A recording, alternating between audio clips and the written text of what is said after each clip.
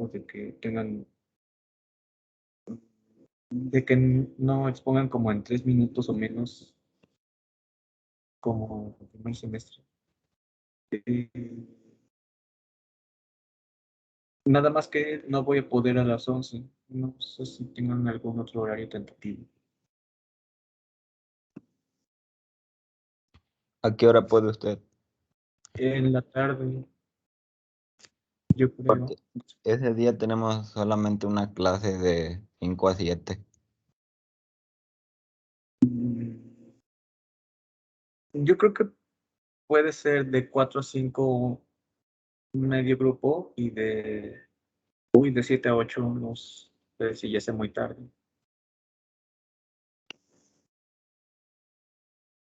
Si no es Usted, muy tarde para usted, tampoco para nosotros, yo creo. para mí tarde sería como las 2 de la mañana. Por 2. A las 3 de la mañana. A las 3 de la mañana están más despiertos que ahorita. Entonces, eh, bueno, por eso se proponen dos grupos, Marcos, para que quienes no pudieran en cierto horario sean en otro. Pero también quisiera saber si ustedes están a favor o en contra de la dinámica. A favor. Ay, No a sé. las 7 no está tan tarde. De 7 Ah, a 8 está bien. bien. No sé si puedan. Sí, yo no podría tan tarde porque pues no estoy en mi casa. Bueno, este, ¿quiénes podrían en un horario como de 4 a 5? Yo sí. O de 3 a 5 quizá.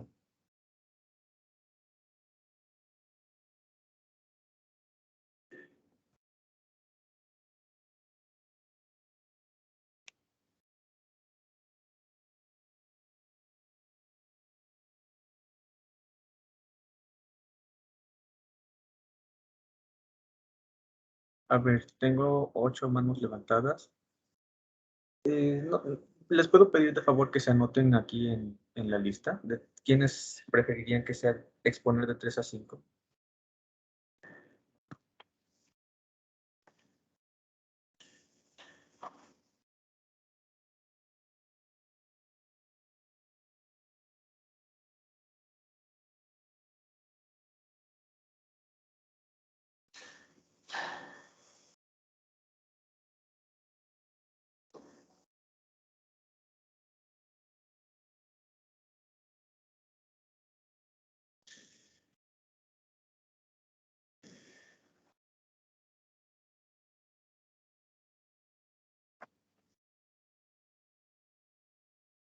Bien.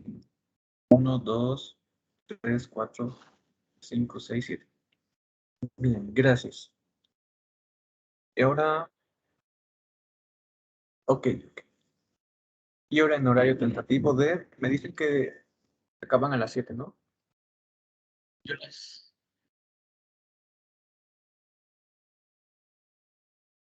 De 8 p.m., ¿quiénes podrían?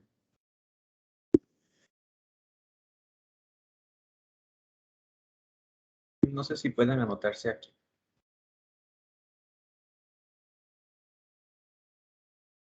Ya luego, yo creo que yo me ocupo 8:30.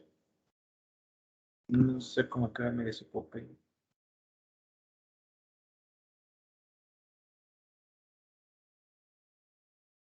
Quizás de 7 a 8:30.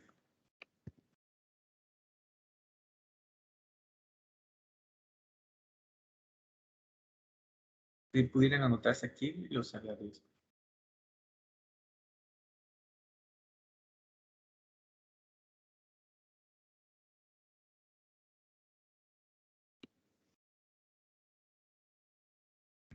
Una pregunta, por ejemplo, en caso de que no diera tiempo de que todos pasaran de 3 a 5 p.m., entonces nos anotamos para que después se pueda, de 7 a 8:30. Sí.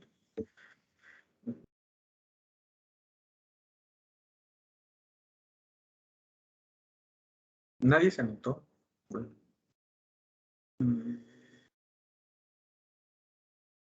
Porque por proponer, quizá. En las mañanas no, creo que en el caso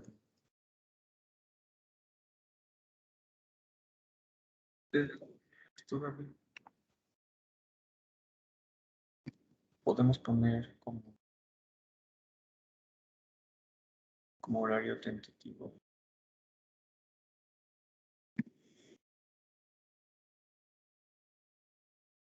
De 11 a 12.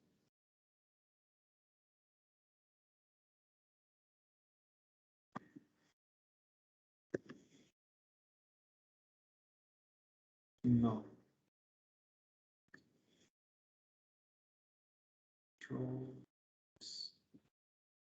10, 11, no.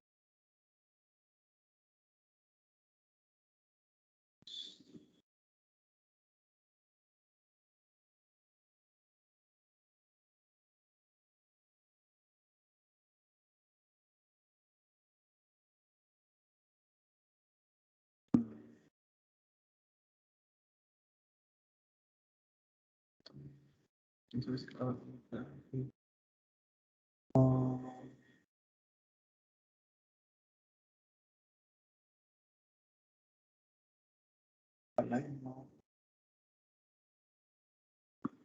No, yo creo que ese sería bien ese horario.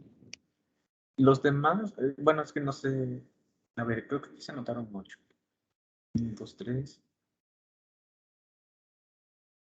4, 5, 6, 7, 8, 9, 10, 11. 11 y ¿cuántos presentes hay? 16. Los demás no sé si. Ah. Los demás, bueno, yo creo que aunque no se anoten, sería, sería muy bueno que asistan a algunas de esas sesiones, como para ver las respuestas. Sí, sí, sí. Y bueno, por los demás, yo quisiera pensar que, bueno, que se perdieron de una oportunidad por no asistir hoy a clases. Pero ya que, bueno, entonces así vamos a que.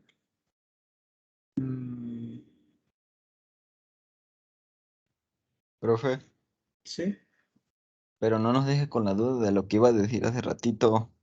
¿qué iba a decir? No, pues es que tampoco dijo lo que iba a decir.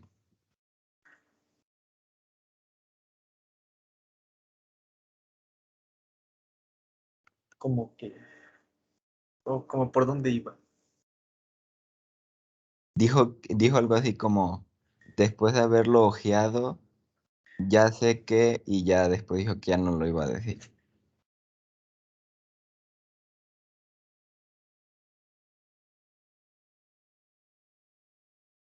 Sí, ya me acordé.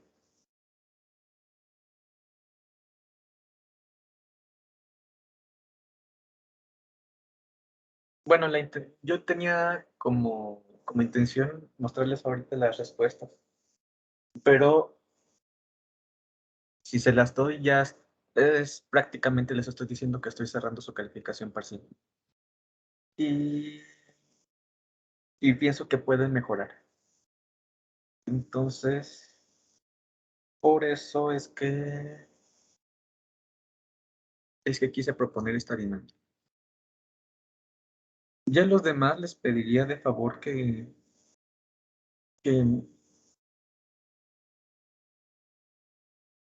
bueno, si no quieren anotarse aquí, que asistan aunque sea, como para ver las respuestas. Eventualmente, yo creo que acabando ese mismo viernes, o no sé si alguien no se anotó porque no le cuadra ese tiempo. ¿Es el caso de alguien?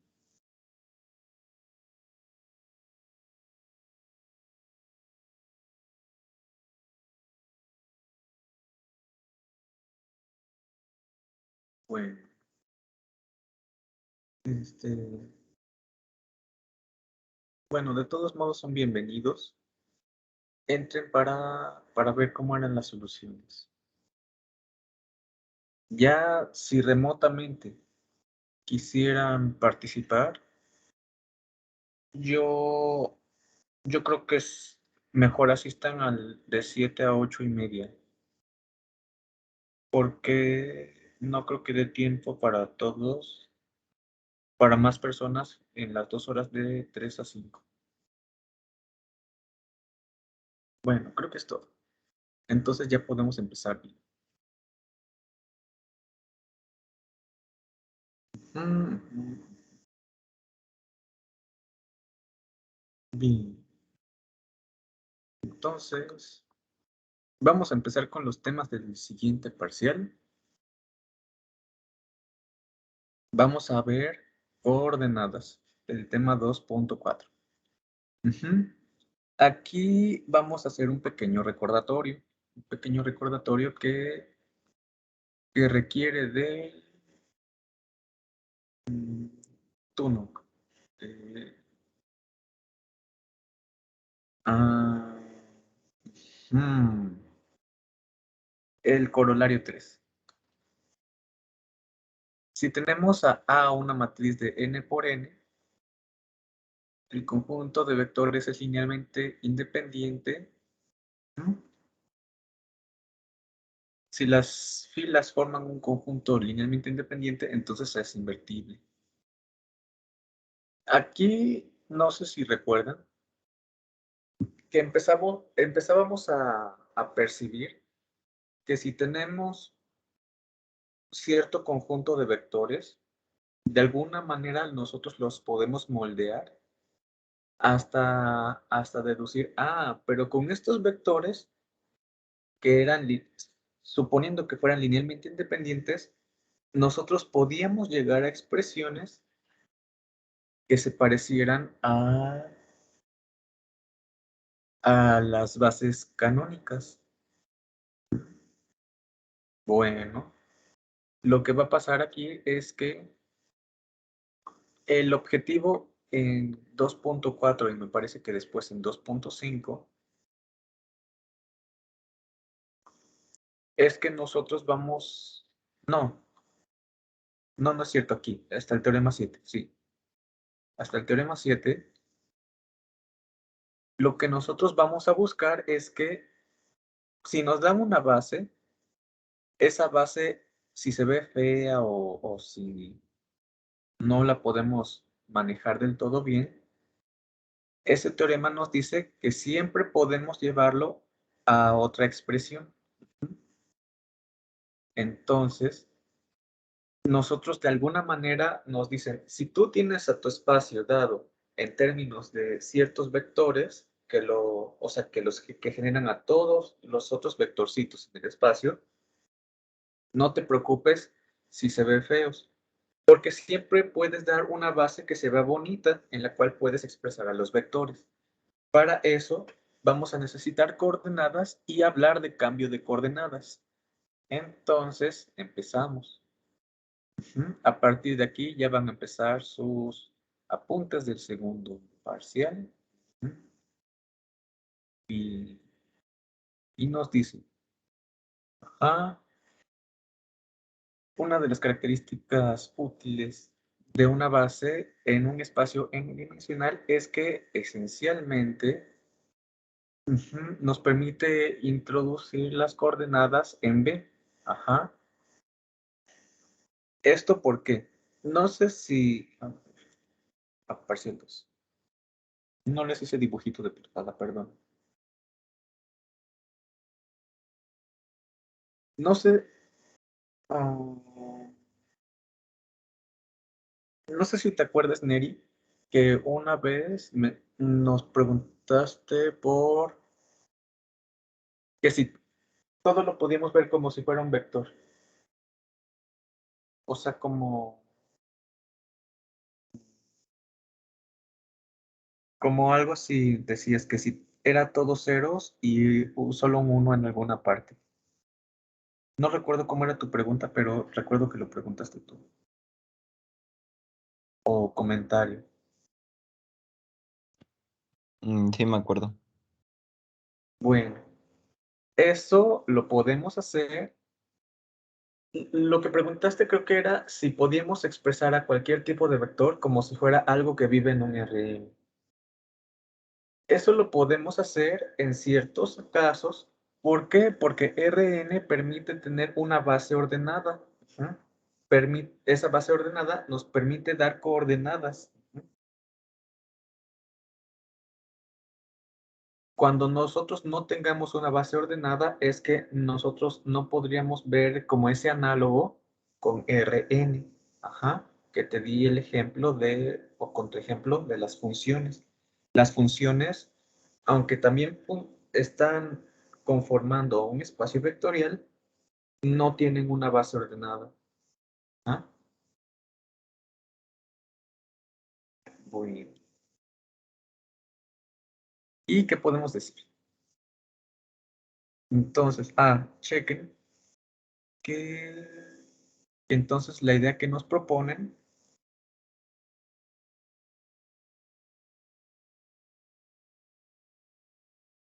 ¿no? Si V tiene dimensión n, entonces,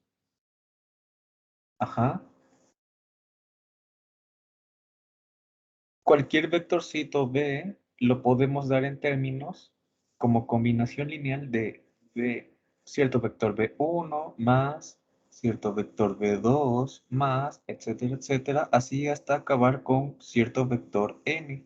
¿Mm? Y de alguna manera nos está diciendo que, tienes cierta coordenada para el B1, cierta coordenada para el B2 y así hasta el Bn. Es entonces que nosotros podemos decir que las coordenadas que describen este vector es, para el primero vas a colocarte en C1, para el segundo vas a colocarte en C2 y así sucesivamente hasta acabar con el Cn. Nada más, me dan tantito chance, ahorita voy.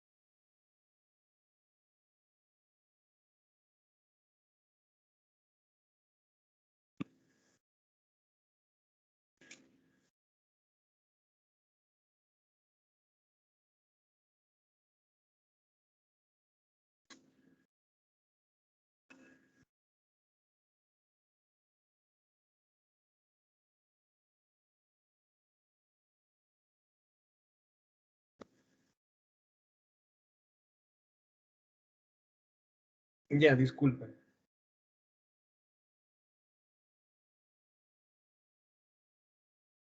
Ujú.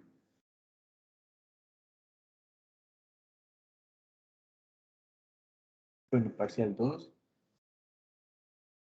Vamos a empezar con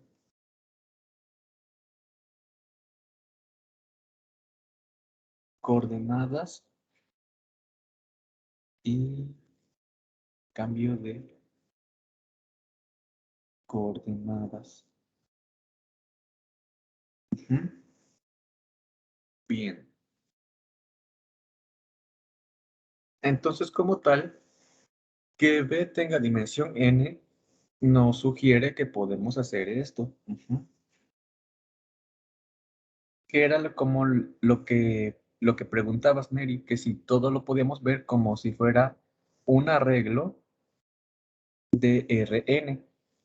Cuando el espacio tiene dimensión finita, sí podemos ver esa equivalencia. ¿Mm? No sé si ahora ya queda mejor tu duda del parcial pasado. Sí, y yo creo que Sí. Bien. De hecho, ya extendiéndonos un poquito más, es que vamos a poder hablar de que los espacios se están comportando de una forma similar. Ahorita, como les digo, cuando tiene dimensión n, podemos verlo como un arreglo así, en n coordenadas, que es como si este B viviera en Rn. Ujú.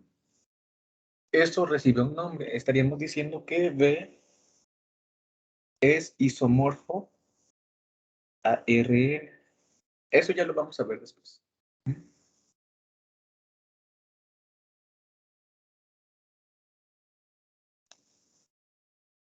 Entonces, sí, Pero esto solo aplica para espacios Rn, ¿no? finitos, sí. Mm, pero, por ejemplo, lo que había dicho del espacio de las funciones, también, ¿esto aplica también para un espacio de funciones, por ejemplo? Es que el espacio de funciones no es finito. No tiene Ah, dimensión finita. ok, No.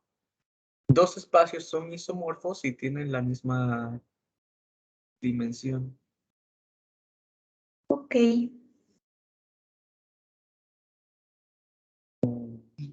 De esto también se supone que tendríamos que demostrar que esa tupla de n escalares es única, ¿no? Ah, sí, eso serviría para describir al espacio como una suma de otros subespacios. Nos está diciendo que cada una de las coordenadas vive específicamente en lo que genera cierto, cierto vectorcito. Ujú. Mm, sí, sí, sí, sí. ¿En qué nos ayudaría que sean únicos? En que,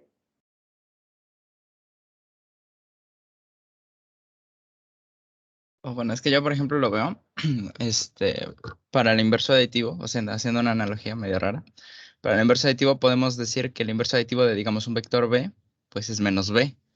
Pero eso es directamente consecuencia de que nosotros podemos demostrar que no hay dos inversos aditivos, solo hay un único inverso aditivo. Entonces yo lo veo como que la utilidad es que tenemos una notación mucho más sencilla.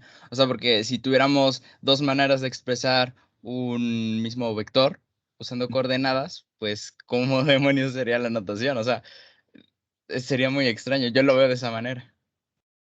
mm, mm, bueno, eso es un punto.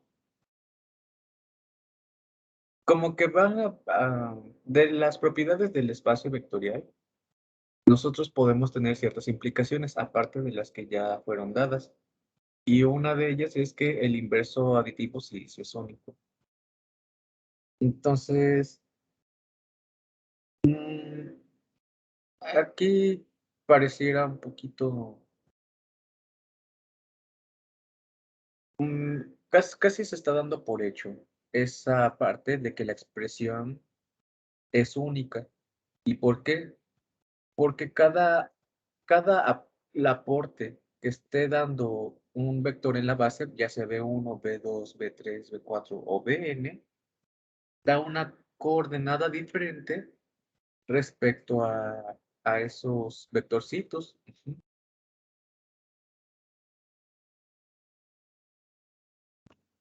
Profe,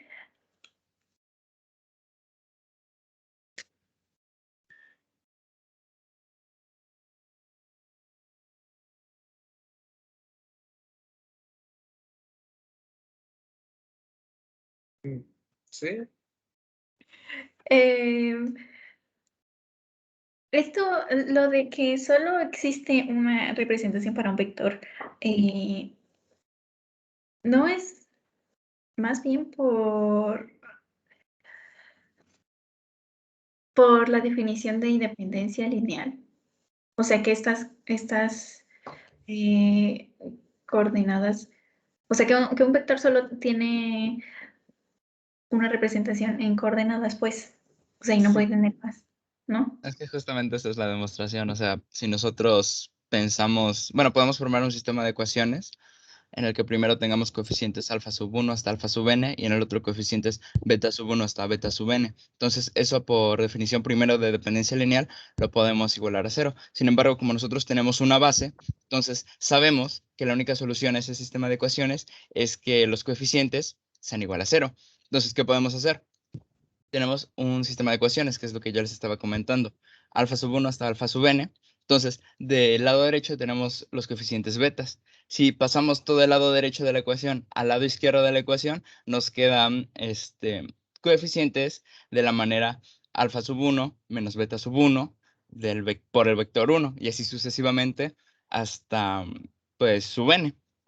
Ya con eso llegamos a la conclusión, pues, de que para cada uno de ellos se cumple que la solución es que alfa sub i es igual a beta sub i. O sea, pero, no sé, no sé, me gustó la demostración y justamente por eso estaba preguntando, Mar.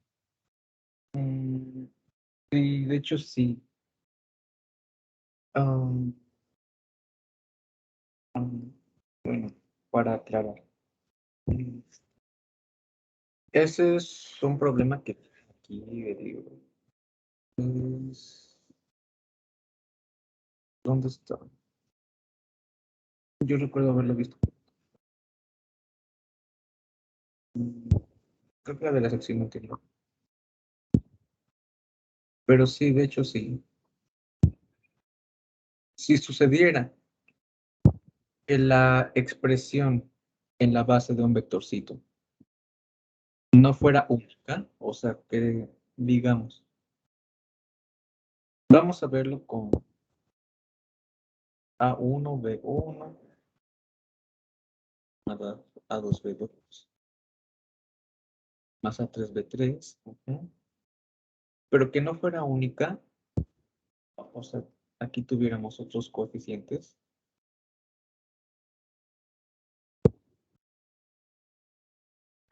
¿no? Con al menos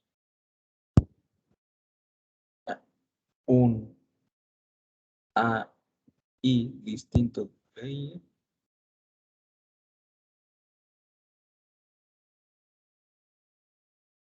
entonces, bueno, como están igualados, podemos pasar todo a un lado del otro lado restando, como decía su compañero, y nos queda A1 menos B1, B1, más A2 menos B2, B2, más A3 menos B3 por B3, igual al vector 0. Pero como al menos uno de estos no son iguales, entonces su resta tampoco va a ser 0. Entonces aquí estamos diciendo que hay cierta combinación lineal con alguno de estos coeficientes que no es 0. Eso se está diciendo que entonces el conjunto de los BIs es linealmente dependiente. Que contradice que este conjunto sea una base. Es base. Sí, sí, justamente es eso. Bueno, aquí está una demostración formal, como dijo su compañero.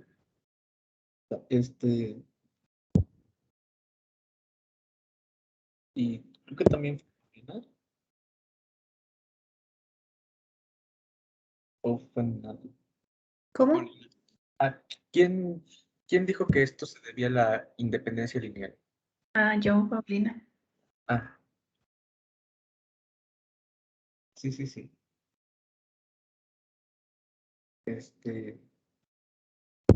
Una base, la expresión de un vectorcito es única. Aquí está ya la demostración formal. De no serlo, se contradice el hecho de que este conjunto es una base, que la base siempre es linealmente independiente, y aquí estamos hallando que no.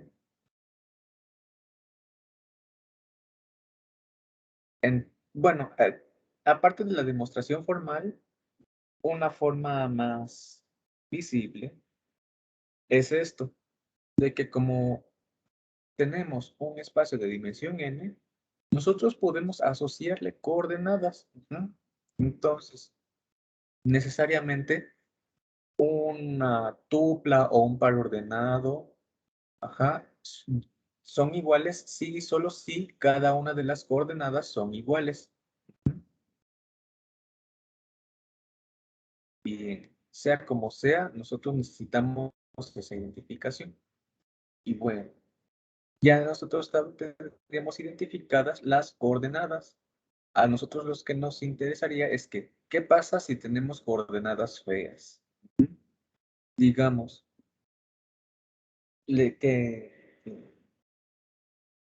que nos digan, expresa al vector b igual a 1, 2, 3 en la base, y aquí que nos digan, la base b esté conformada por el vector b1, que es pi e1, b2, que es 3 quintos, 7 novenos, 11 treceavos, y b3 igual a raíz de 2, raíz de 3, raíz de 5. Esto está horrible. Pero para eso nosotros podemos no seguir esta idea y nosotros sabemos teoría. La teoría que nos va a ayudar. Que en lugar de quedarnos aquí, podemos hacer unos calculitos y movernos hasta otro lugar que nosotros ya conozcamos. Entonces, en lugar de quedarnos en esta parte, nosotros podríamos movernos a beta, a B, vamos a ponerle, BC, de base canónica, que sea el 1, 0, 0, vector I, J, K. Es por eso que nos interesa el cambio de base.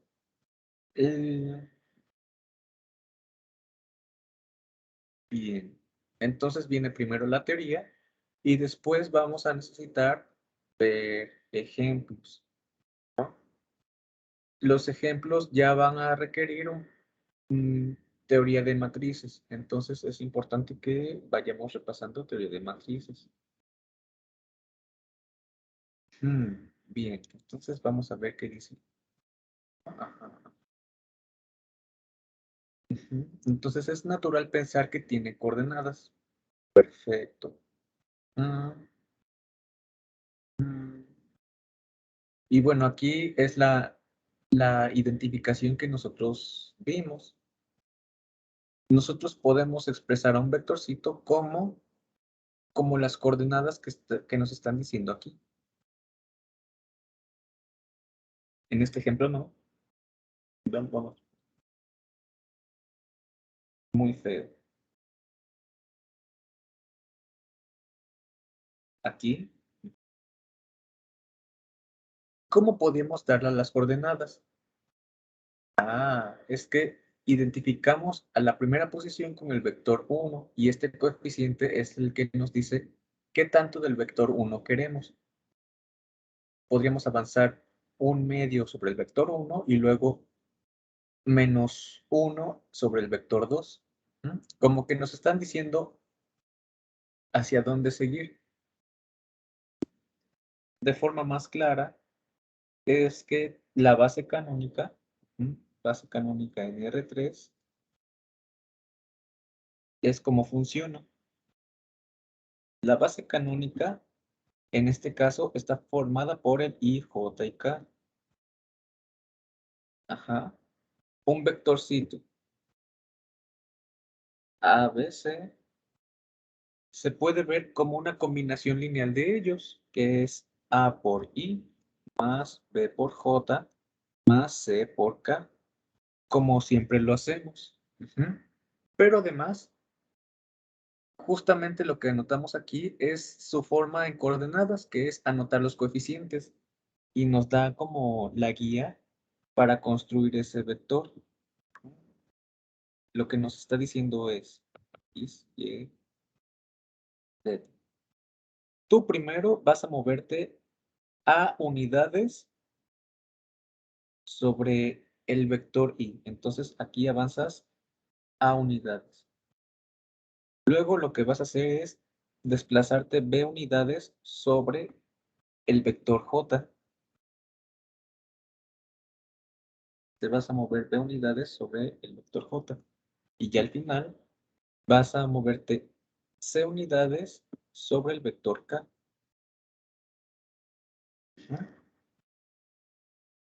Y ya después de seguir todos estos pasos es que va a quedarte tu vector.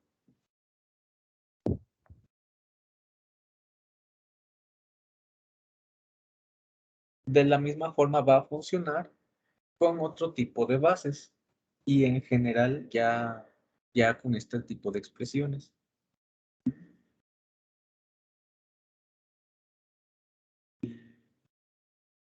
Por aquí.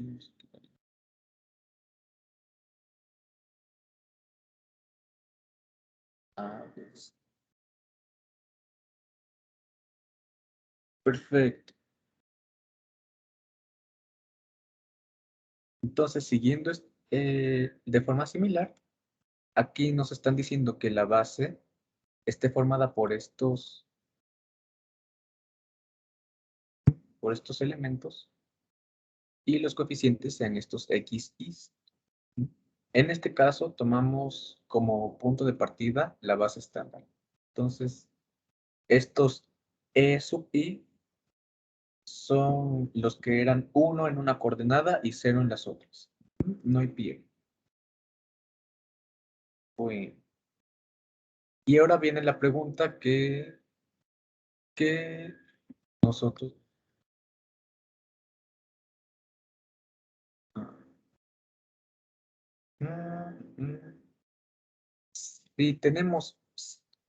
Si tuviéramos un vector expresado en cierta base, podríamos pensar en beta, que es la base estándar, sobre cierto espacio. Vamos a pensar que este es Rn. Entonces, ¿cómo es que las coordenadas son determinadas? Para beta, para B y alfa. Bueno, esto ya se da de forma fácil en este sistema de coordenadas de la base estándar. No podríamos decir lo mismo si le cambiamos de base. Ahí se va a complicar un poco más. Bien. Entonces, aquí ya es lo que se dijo y lo que se pensó. Vamos a ver la definición. La idea es coordenadas. Ujú. Bien.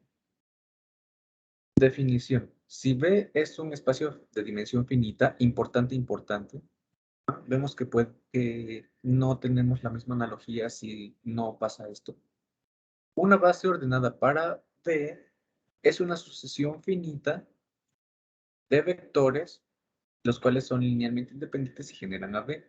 Entonces, aquí las características que nos distinguían a la base son todos los requisitos que nos dicen acá, que sea linealmente independiente y que genere.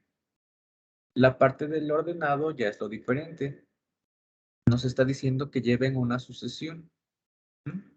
O sea, ordenarlos. No hay pierde. Lo que vamos a hacer es ordenar a los vectores.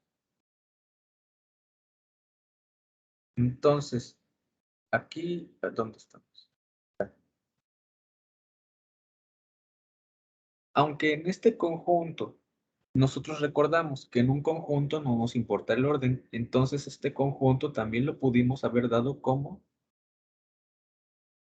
el JKI, o lo pudimos haber dado como el KJI, o como el IKJ, etcétera, etcétera. Si solo hablamos de que fuera una base, de que fuera la base canónica, todos estos conjuntos nos van representando el mismo. En los conjuntos no hay una noción de orden. Pero cuando vamos a hablar de bases ordenadas, es que ya nos interesa decir quién va primero, quién va después y así. Todo eso dado por una sucesión que podemos decir, vamos a ponerle primero que empiece en 1, luego en I, luego en J y luego en K. Al I le corresponde la primera coordenada, al J le corresponde la segunda y al K la tercera. O sea, aquí no por haber cambiado los elementos es que va a cambiar la expresión en la coordenada. La coordenada ya está bien dada.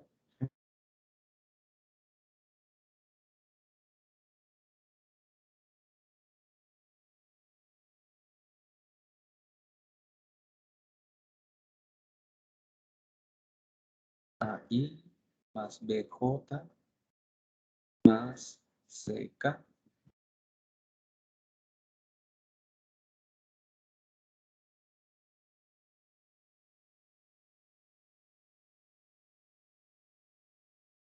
Bien.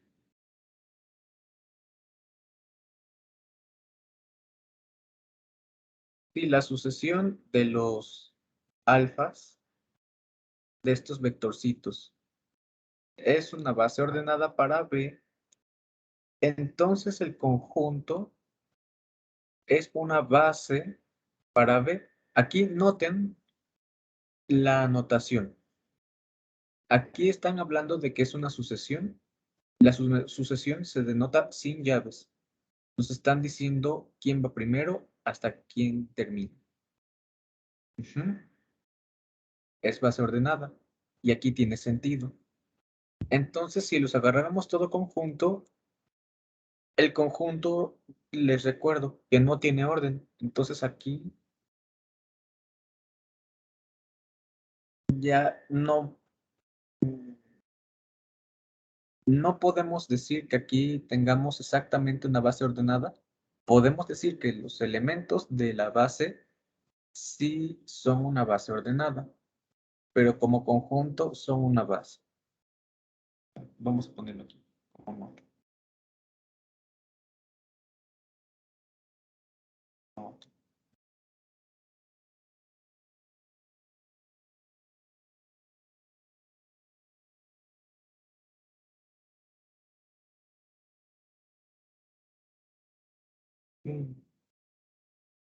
B1, B2.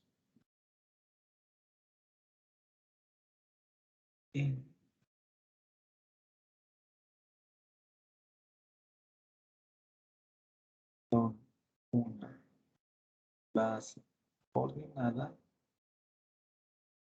entonces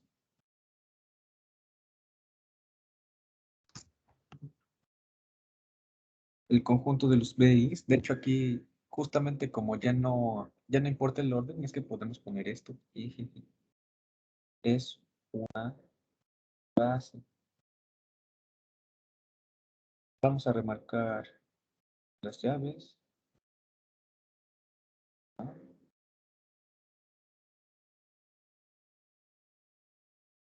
Aquí no es importante. Bueno, no es que sea importante, sino es irrelevante, más bien. Aquí es irrelevante el orden.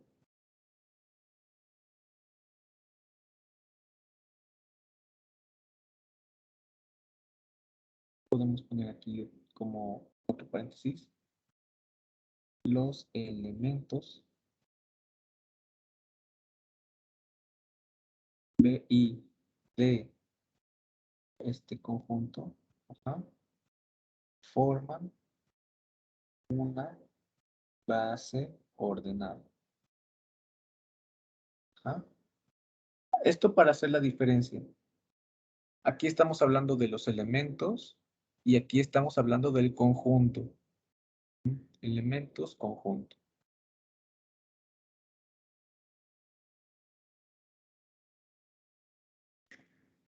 Bien. En realidad aquí todo esto es para decir que está bien definido y también para darnos como el sentido de la orientación. Es como, perdón, como que si nosotros no ponemos la base ordenada, es que, digamos, podemos tener descontrolado entre comillas, a nuestro espacio. Porque entonces estaríamos diciendo que R3 se puede ver algo así.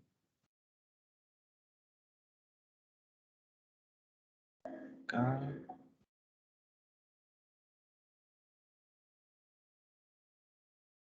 Por ejemplo.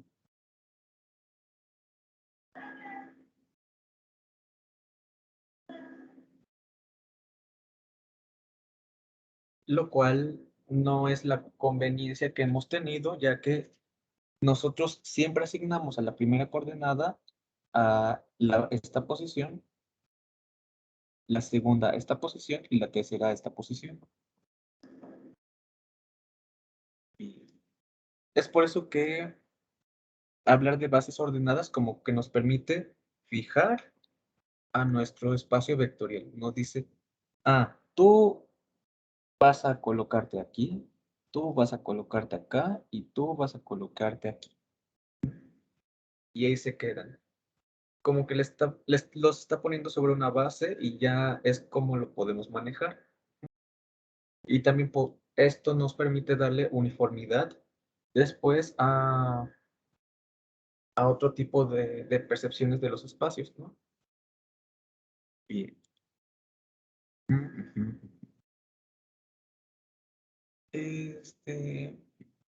De aquí, bueno,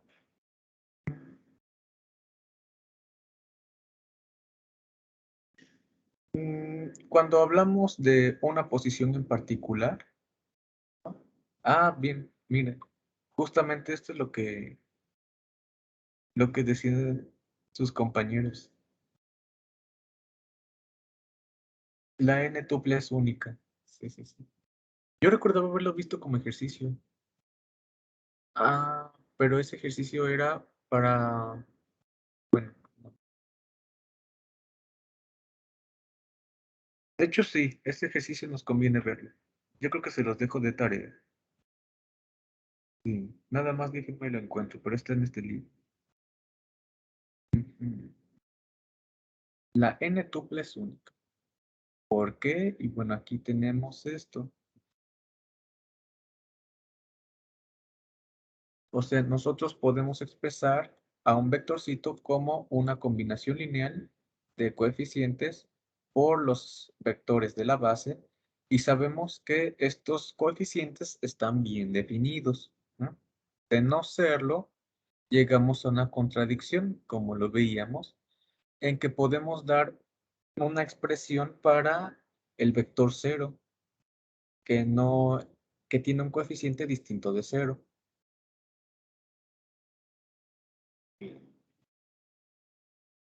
Entonces, como están bien definidos estos coeficientes que nos identifican a un vectorcito, es que nosotros podemos decir esta definición.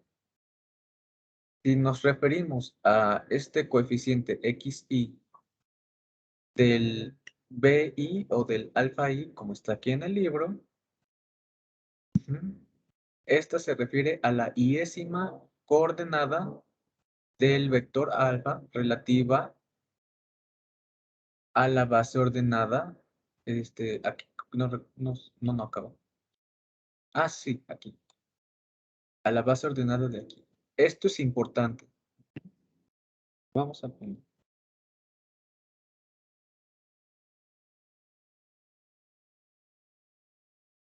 Observación.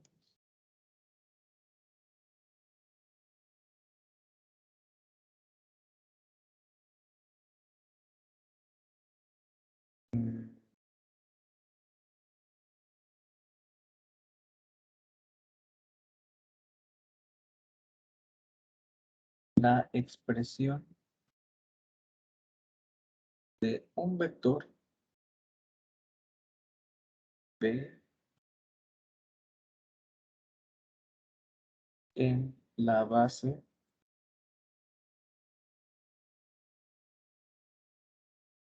BI es única.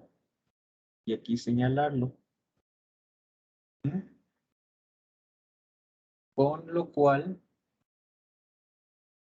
los coeficientes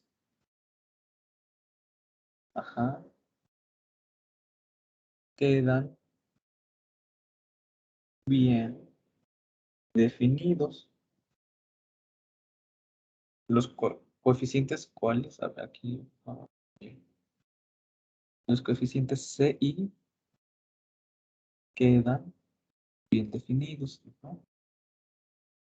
Sabemos que no hay pierde para expresar a B como la combinación lineal C1 más C1 por B1 más C2 por B2 más N por Bn. Porque estos vectorcitos están identificados, tendríamos aquí, aquí vistos como base, pero como sucesión forman una base ordenada.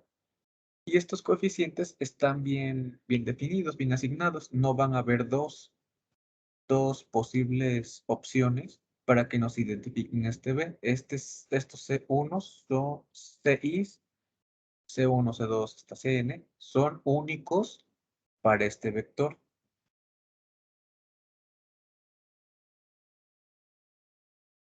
Y aquí ponemos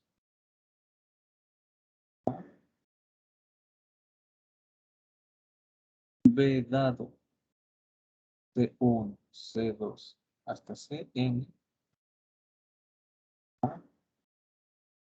Entonces, esto está bien definido. Es un punto que se distingue en el espacio V con estas coordenadas. Y aquí es lo que voy a remarcar es que vamos a poner por aquí el CI.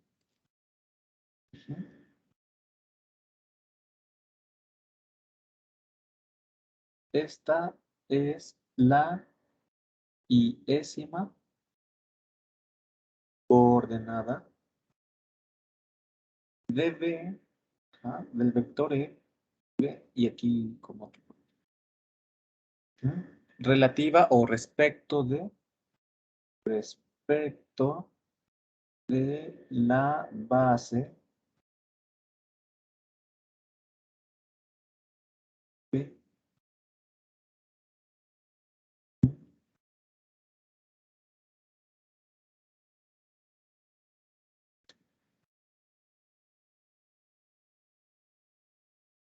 Aquí de nuevo, estamos hablando hablando y señalando y enfatizando y todos los verbos que se les ocurran, que es respecto de la base B. Este vector puede tener otra expresión en otra base.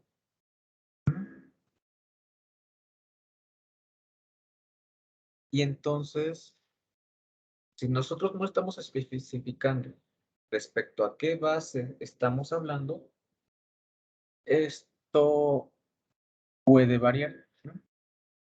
O sea, son únicos, estos CIs son únicos para cada base en la que nos estemos colocando. Miren.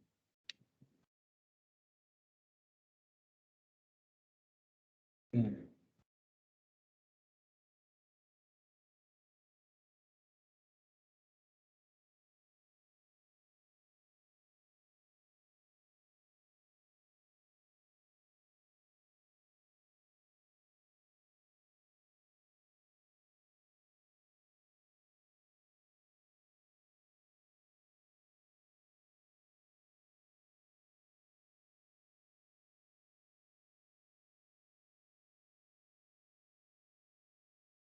Bien.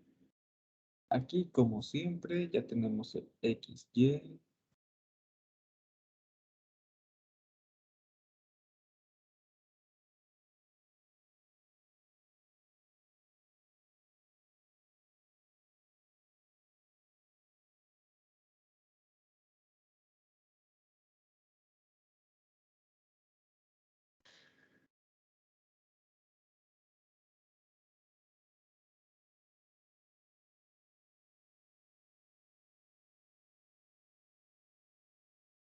Voy a aquí.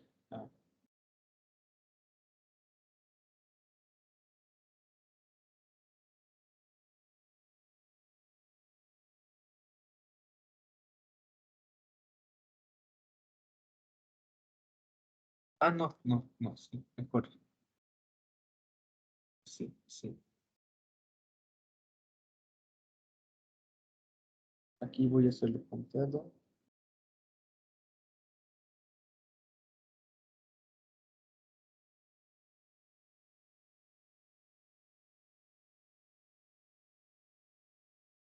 Mismo aquí.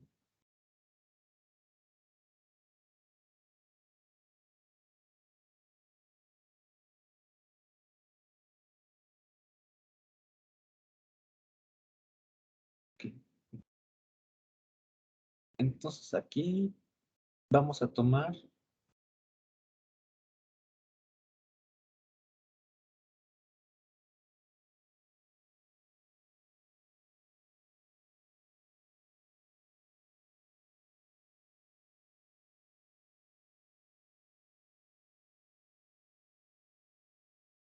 el vector I y el vector J.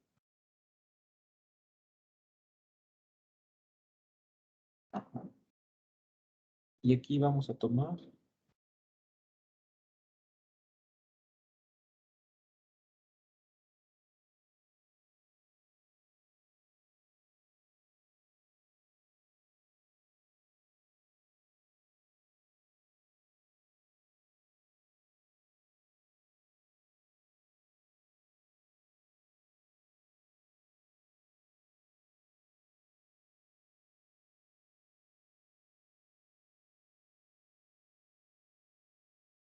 estos vectores.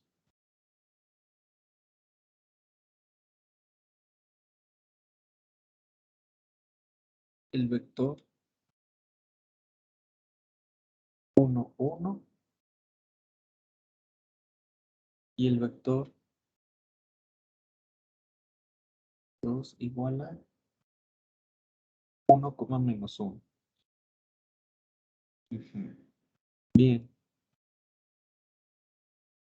Podemos demostrar que este conjunto de vectores en verde forman una base para el plano. Aquí estamos hablando de R2. R2. Y ahora, tomen al vector. Aquí vamos a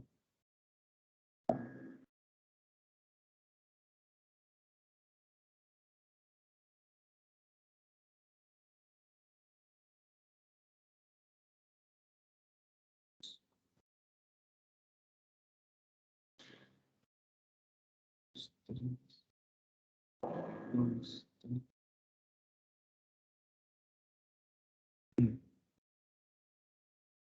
Vamos a tomar al vector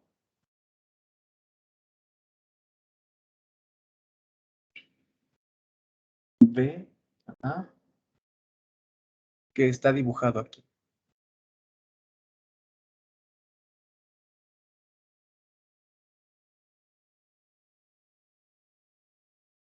¿Alguien puede decirme las coordenadas de B en la base, en esta primera base?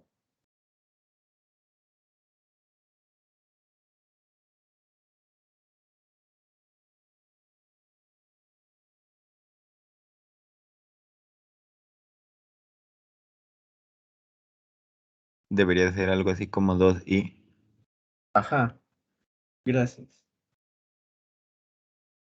El vector B, sí, más que debería, debe ser algo de esta forma. A ver. Y aquí, J, no.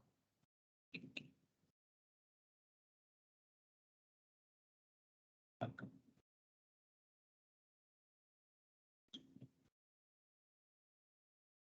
B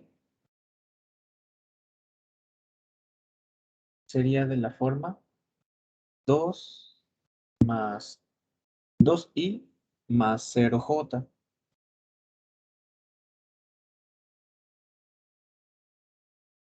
Entonces, como es usual, a B también lo podríamos ver como esta pareja ordenada, el 2,0.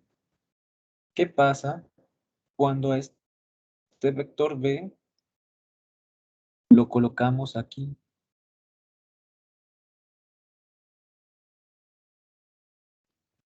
Allá sería 2 veces B1 y 2 veces B. No, no, una vez cada uno. Sí, exacto. Gracias, Mary.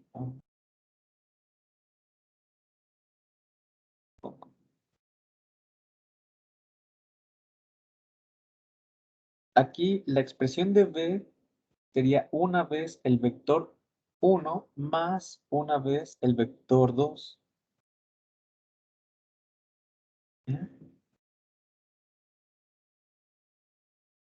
Y entonces aquí B tiene esta expresión como coordenadas. Por eso es importante hacer referencia a en cuál base nos estamos colocando. Si nos estamos colocando en la base 1, el vector B tiene como coordenadas 2,0. Si estamos hablando que estamos en la base 2, el vector B tiene como coordenadas 1, 1. Si se dan cuenta, cambian. Son únicas para las respectivas bases, pero si las comparamos, son diferentes expresiones, aunque sea el mismo vector. Entonces aquí vamos a añadir B es igual al 2,0 en B1. Y aquí B es igual al 1,1 en B2. Ok.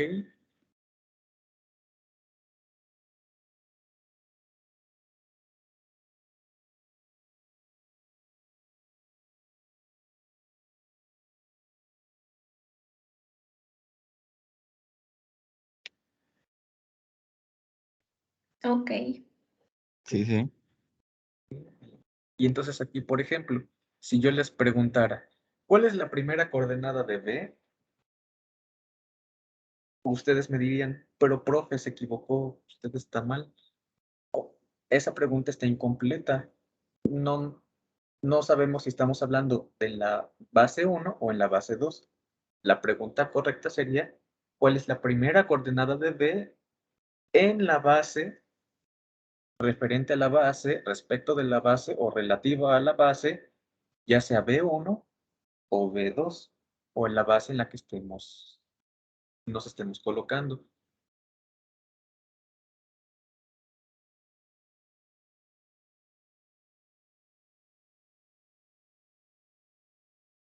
Bien, entonces aquí ya vimos que es importante decir sobre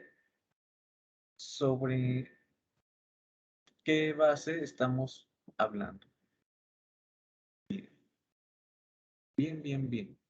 Y bueno, como era de esperarse, ya dando esta expresión en coordenadas,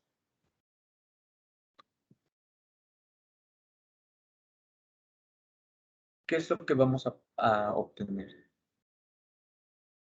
Nosotros también podemos darle coordenadas a suma de vectores, a resta de vectores, multiplicación por escalar de vectores, combinaciones lineales en general. Y es como va a pasar usualmente. Ajá. La iésima coordenada de una suma o de una combinación lineal en cierta base ordenada es la suma de las respectivas coordenadas o la combinación lineal de las respectivas coordenadas, como nosotros estamos acostumbrados a verlo. Aquí es lo mismo. Nos dicen de forma similar, va a pasar por la multiplicación por escalar y ya englobando todo a todas las combinaciones lineales. Bien, bien. Aquí nos dicen que, en resumen, cada base ordenada para B determina una correspondencia 1 a 1. No sé si ya han visto esta expresión, correspondencia 1 a 1 o correspondencia biyectiva. Y ¿Sí? Ah, perfecto. Bien. Una base ordenada nos determina una correspondencia biyectiva, o sea, podemos ir de un lado a otro sin pierde. Sabemos que de aquí llegamos acá y de aquí llegamos acá. Entre la expresión del vector junto con sus coordenadas. Qué bonito. Y ya, también vamos a tener esa correspondencia con combinaciones lineales. Ajá. Bien, bien, bien, bien, bien. No, este comentario no.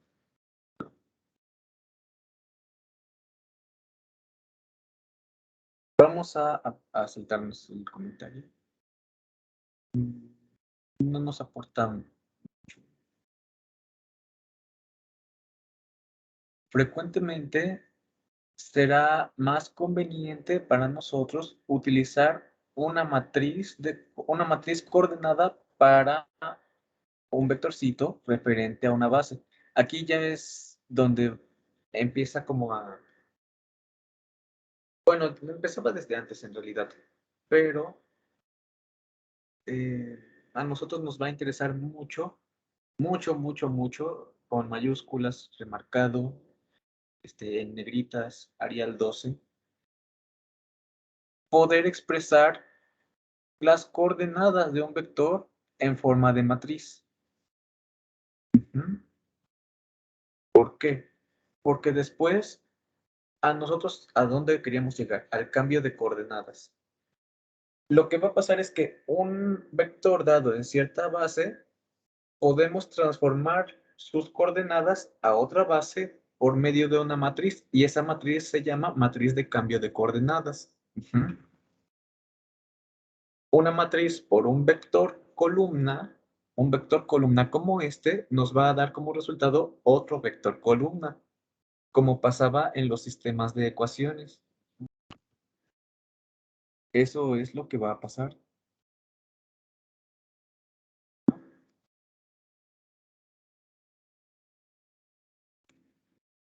Entonces, nos interesa representar AB igual a C1, C2, Cn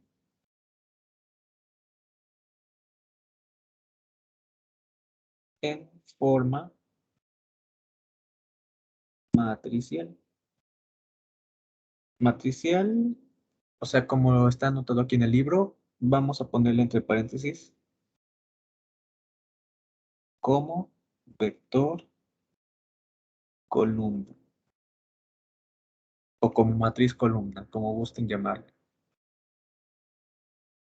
Y entonces, a B con esta representación,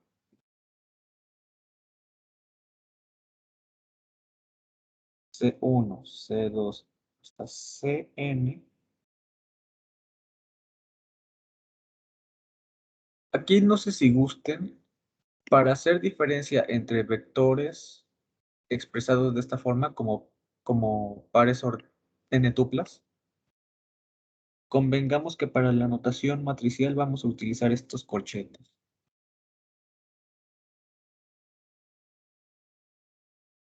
¿Sí se sienten cómodos con la notación de corchetes? Sí, Sí. Bueno, entonces aquí van a tener exactamente el mismo significado.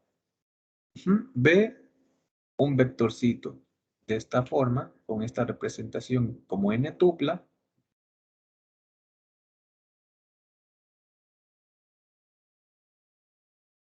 B como n-tupla. Ajá. También vamos a tener esta equivalencia o esta representación como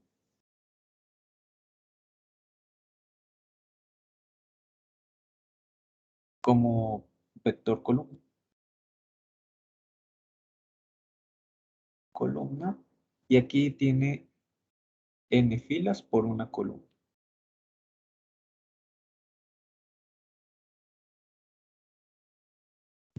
Y aquí de nuevo, sobre dónde estamos parados. Entonces, como en dupla, vamos a poner entre paréntesis en la base B y aquí como vector columna en la base B.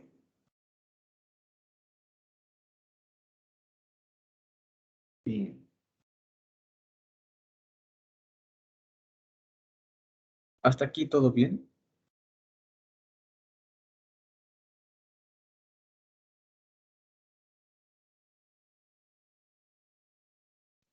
sí. Perfecto. Y ya nos estamos acercando a lo poderoso. Uf, qué bueno. Mm. Sí. Nada más que con media hora no nos va a dar tiempo.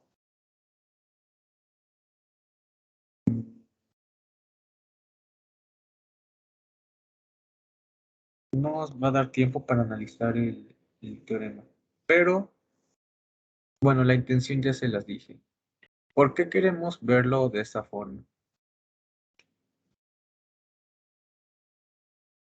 Aquí nos interesa esto. ¿Por qué?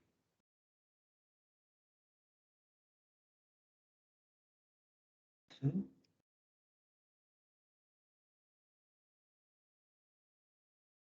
Porque así podemos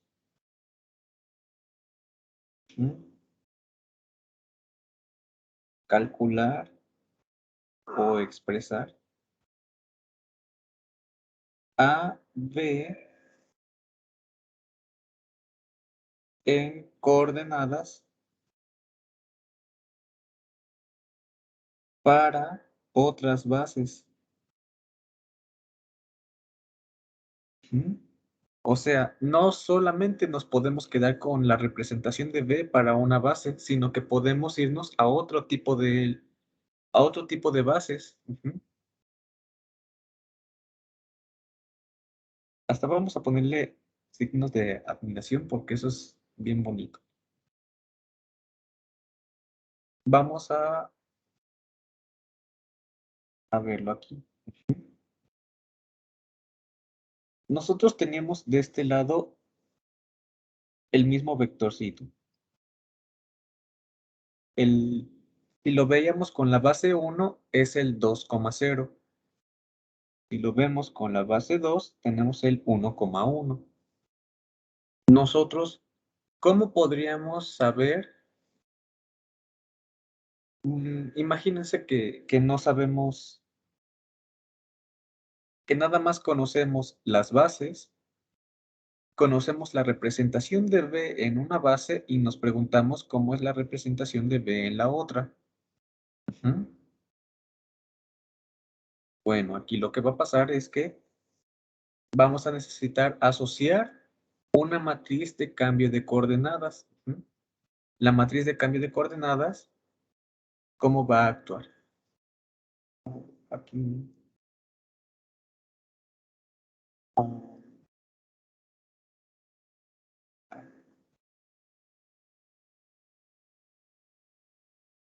Imagínense que esto lo desconocemos.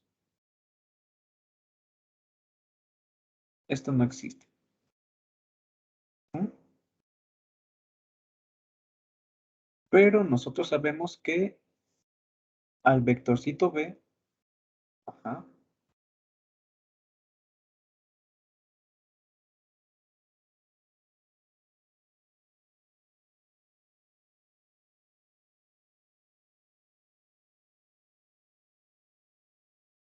tiene esta expresión como vector columna para la base B1. Aquí es donde va a aparecer la matriz de cambio de coordenadas.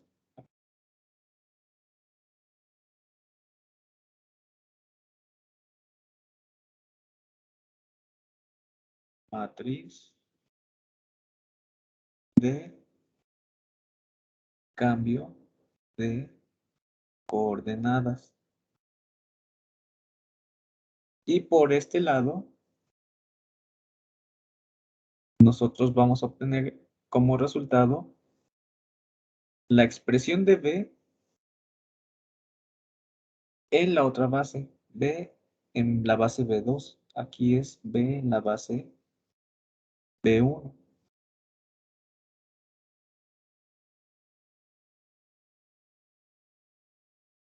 Bien. Entonces, nuestro objetivo es poder dar a esta matriz de cambio de coordenadas.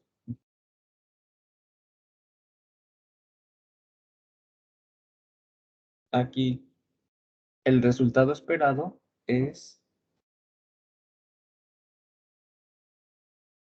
que sea justamente el 1, 1.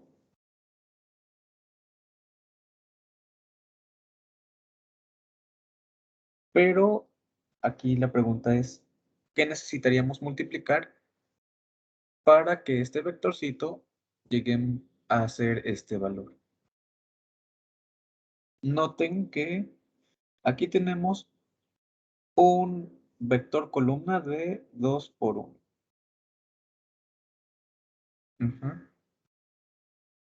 Como este espacio vectorial R2 siempre tiene la misma base, y siempre tiene la misma dimensión, perdón, entonces siempre tiene el mismo número de coordenadas. Eso fue una distinción con la que empezamos este tema.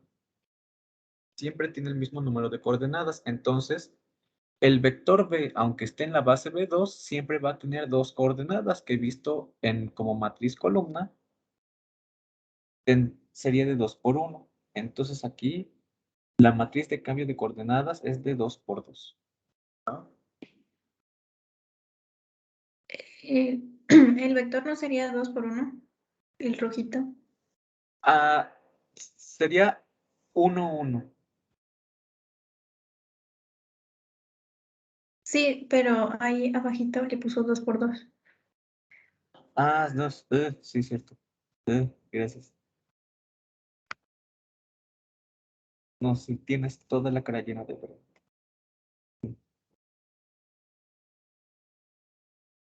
Exacto. Y así queda bien definida nuestra multiplicación de matrices.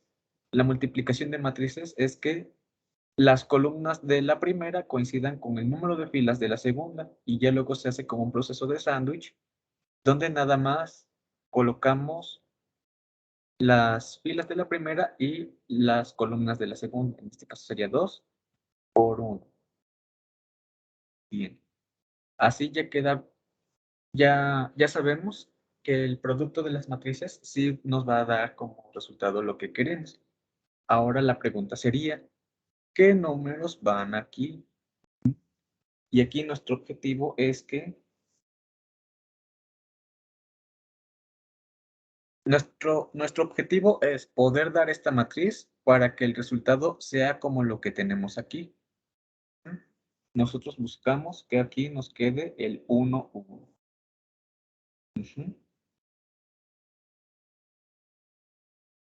Muy bien. ¿Sí se entiende el objetivo?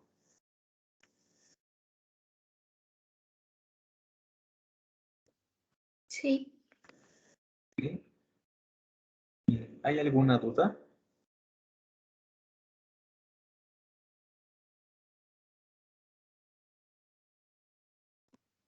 Vamos a buscar la matriz de cambio de coordenadas. Sí, pero ahorita no habrá tiempo. Está bien. Pero va a estar bien bonito. Miren, aquí se dan cuenta que todo eso empieza desde acá. Miren, esta notación será particularmente útil cuando nosotros procedamos a describir qué es lo que pasa con las coordenadas del vector si las cambiamos de una base ordenada en otra. Y aquí ya empieza todo. Proponemos una base B y otra base B'. Tienen el mismo número de elementos alfa 1 hasta alfa n, alfa 1' hasta alfa n'. Y luego definen estas expresiones. Esta demostración es constructiva, supongo que no se va a apreciar tanto. Ya lo que yo quisiera que veamos es la parte práctica, la parte aplicada.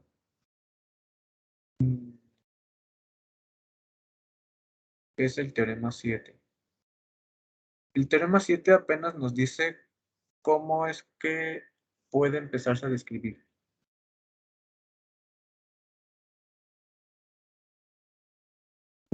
Y necesitamos este tipo de expresiones.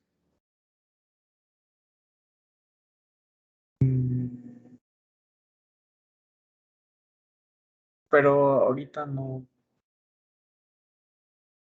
Siento que ahorita ya los bombardeé mucho con definiciones y temas nuevos como para ver esto todavía.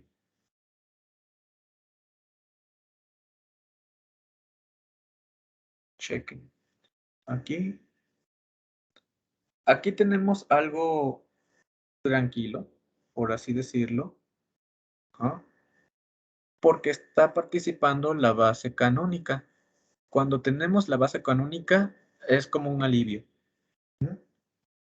Ahí, no sé, recen o esperen a que si les pongo problemas, aparezca en alguno de los lados la base canónica. Porque eso ya va a facilitar mucho las cosas. Si no, bueno, van a ver que van a hacer un poquito más de cálculos, pero no es que haya ningún problema. ¿Qué es lo que va a pasar? Podemos empezar a describir cómo va a ser el proceso, pero con el ejemplo directamente. Ya sabemos lo que buscamos. Una matriz de cambio de coordenadas, una matriz que va a aparecer aquí. De hecho, eso lo pueden notar ya cuando enuncia el teorema 7. Aquí nos dice, entonces existe una única matriz invertible, matriz cuadrada de n por n, que es esta P, tal que a un vector lo podemos dar como él mismo, pero con esta P que es nuestra matriz de cambio de coordenadas.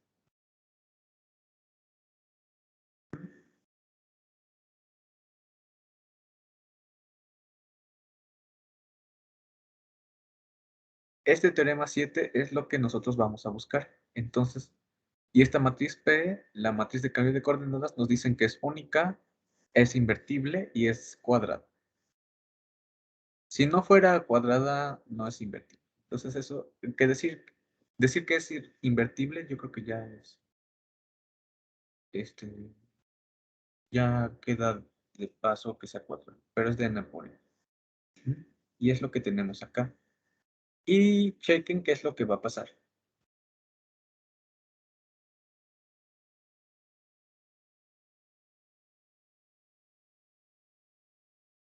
A un vectorcito,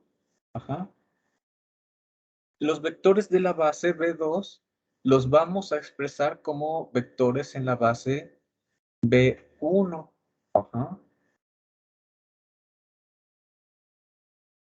Lo que vamos a hacer es transformar a las bases.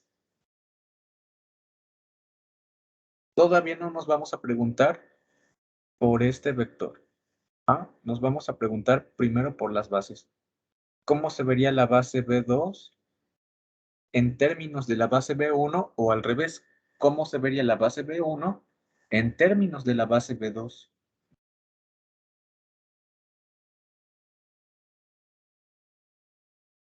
Aquí hay una pregunta que se responde fácil. La base B2 en términos de la B1, ¿cómo se ve? Como 1 más 1, y aquí como 1 menos 1,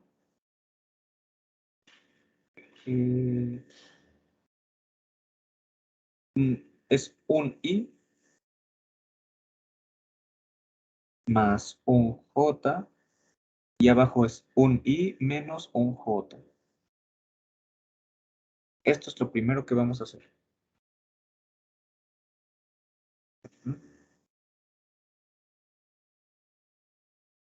Luego, estos arreglos nos van a permitir definir a la matriz de cambio de coordenadas. Aquí nos dicen cómo van a ser las columnas.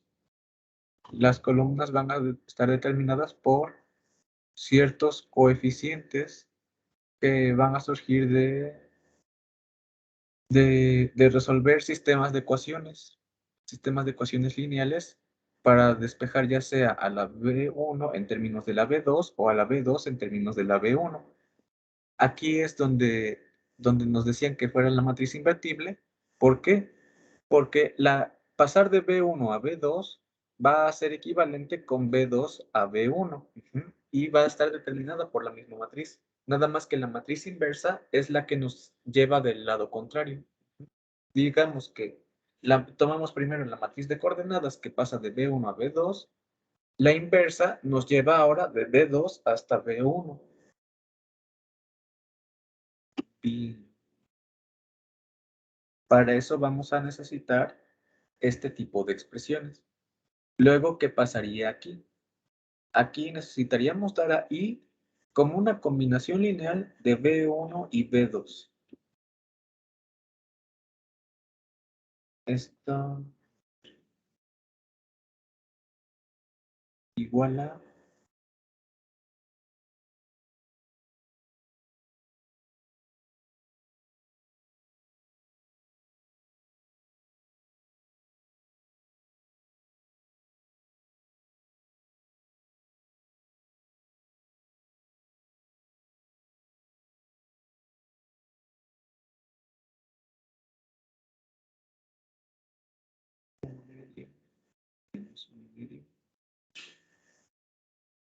B1,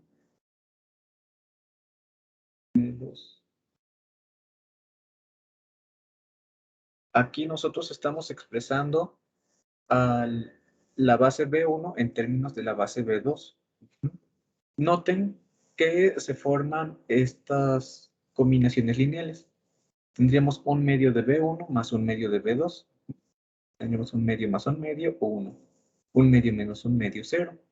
Y aquí abajo, un medio de B1 menos un medio de B2. Un medio menos un medio, 0. Y un medio menos por menos más, un medio es 1.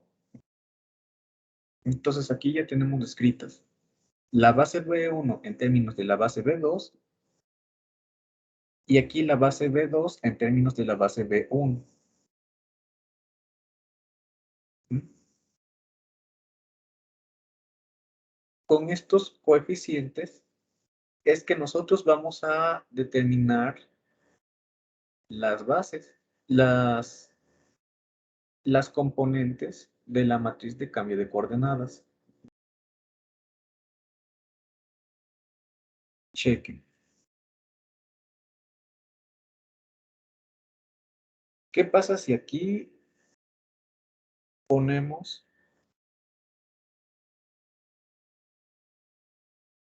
los coeficientes que nos aparecieron aquí abajito? O sea, de expresar a la base B1 en términos de la base B2. Entonces, lo que tengamos en la base B1 lo podemos pasar a la base B2.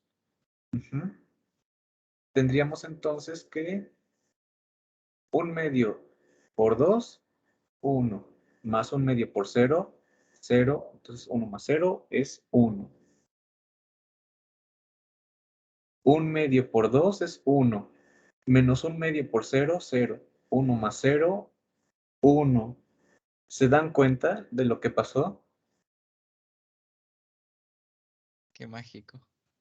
Es Sí, muy interesante. todo es tan bello.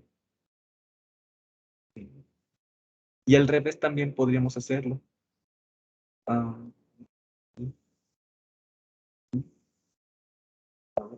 duplicar.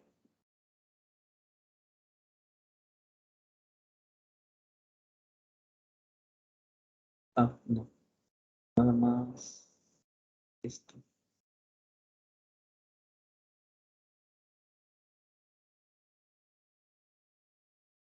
Ah.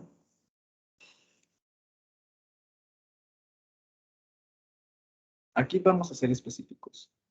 Matriz de cambio de coordenadas de B1 a B2. Ajá. Aquí expresamos a B1 en términos de B2. Entonces, evaluamos a alguien que está en B1 y lo pasamos a verlo en B2. Aquí sería al revés. Ahora, lo que conocemos es esto y lo que no conocemos es esta parte. Y aquí partimos con la matriz de cambio de coordenadas para pasar de B2 hasta B1.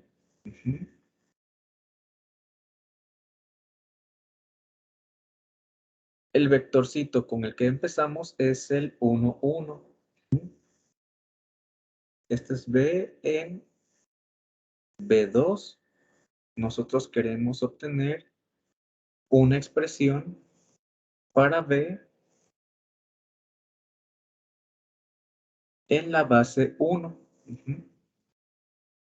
Si se dan cuenta, aquí por eso es que nosotros agradecemos que en alguna de ellas haya aparecido la base canónica, porque la expresión estaba bien fácil. Entonces vamos a poner aquí los coeficientes 1, 1, 1 menos 1. Ajá. 1, 1, 1 menos 1.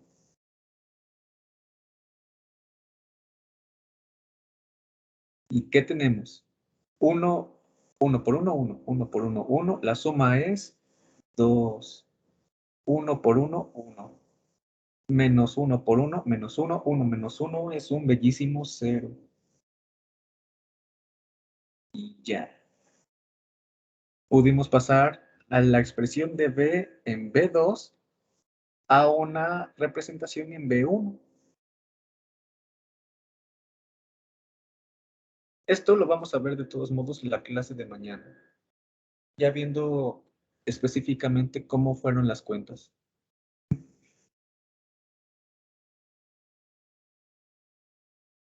Esto es como para introducirlos. Bien, ¿hay alguna duda?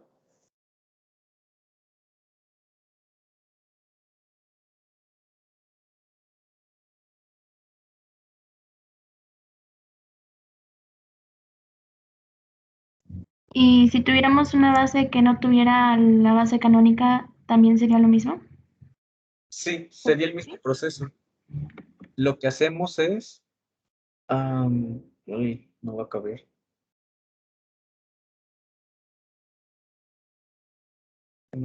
Bueno, ojalá y no se apachure todo. Pero lo que hacemos es que si tenemos una base y tenemos a la otra, expresar a cada uno de sus elementos como combinación lineal de los que están aquí. Lo que nosotros necesitamos es saber cuáles son estos coeficientes. Es por eso que nos van a aparecer sistemas de ecuaciones. Sistemas de ecuaciones, con ciertos coeficientes asociados. Ya luego es nuestro turno resolver esos sistemas de ecuaciones para saber cuáles son estos coeficientes.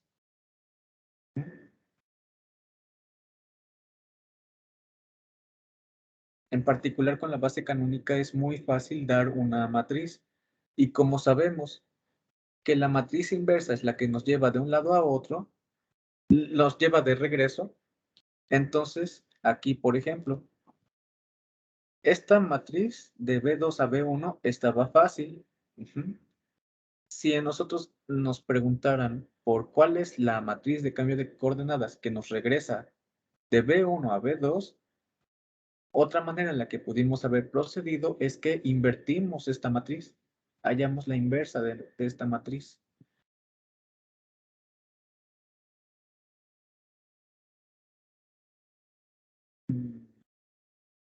Entonces, resolviendo un solo sistema de ecuaciones y ya luego invirtiendo la matriz, es que podemos ir de un lado a otro o regresarnos. ¿Hay alguna otra duda?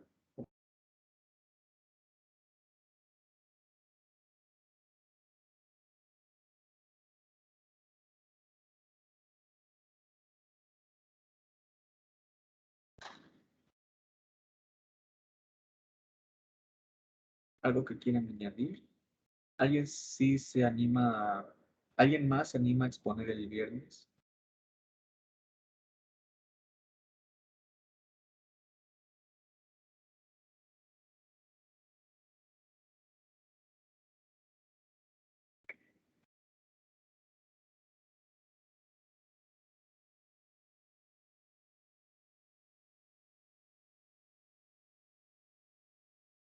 Pues que entonces nada más déjenme los apunto.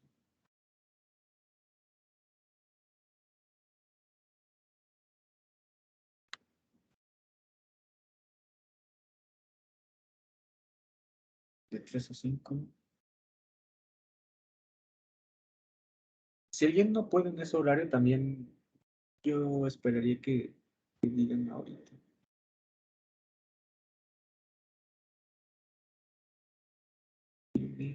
Y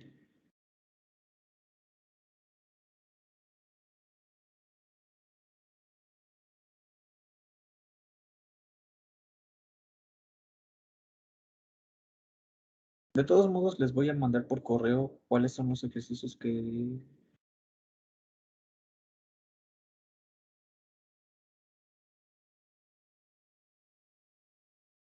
Bueno, a los que no se anotaron. A los demás, yo sí quiero ver que lo analicen bien.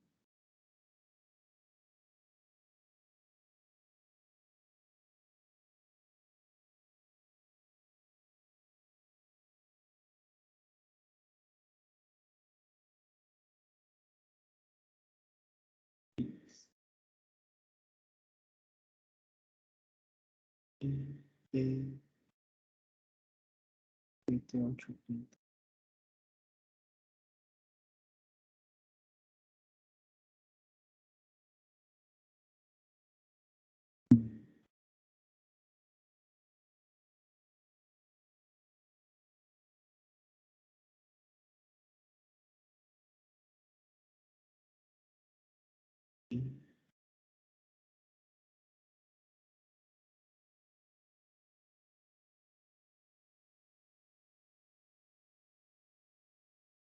Nadia, ¿crees que sí puedas el viernes de 7 a 8:30?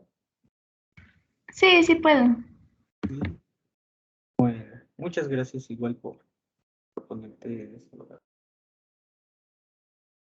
Sí, creo que sí estaría mejor para que cada quien tenga 15 minutos aproximadamente de exponer de 3 a 5 y, y también 15 minutos aproximadamente de los de 7 a 8:30. Ok, entonces sí que, bueno, ya nos vemos mañana, se cuidan, se portan bien, estudien su propio examen. También si tienen dudas pueden decirme, si esta idea es correcta o si podemos avanzar de otro modo.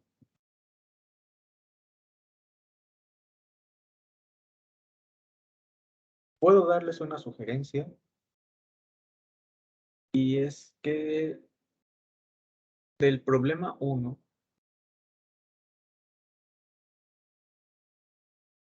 sí se sigue compartiendo, ¿no?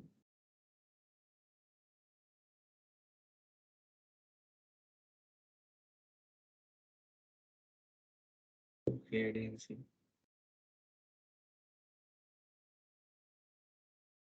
Nos decían P, Q, R y S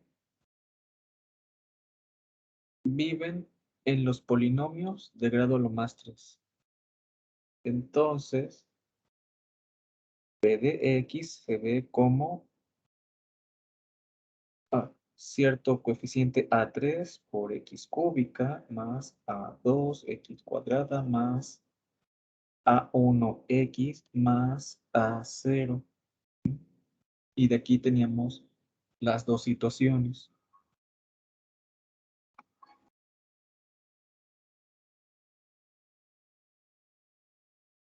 Si P de 0 fuera 1, entonces X al cubo, si sustituimos X igual a 0, se vuelve 0. 0 al cubo más 0 al cuadrado más 0 más A0 es igual a 1. Entonces, A0 es igual a 1. Y aquí, P en 1 es igual a 0. Entonces, aquí tendríamos A3 más A2 por 1 más A1 por 1 más A0 es igual a 0. Y de aquí, entonces, A0 lo podemos despejar como menos A3 más A2 más A1.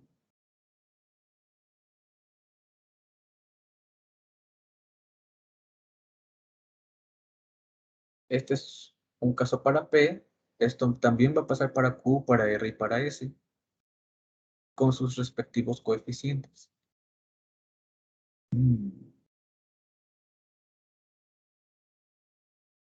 Esa es una sugerencia. La otra es que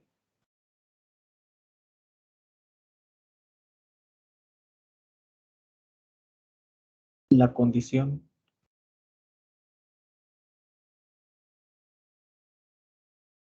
P de 0 igual a 1 no garantiza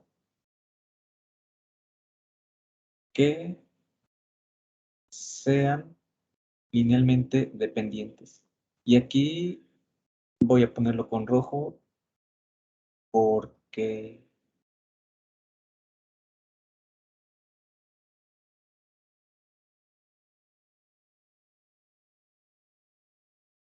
creo que con estas sugerencias basta.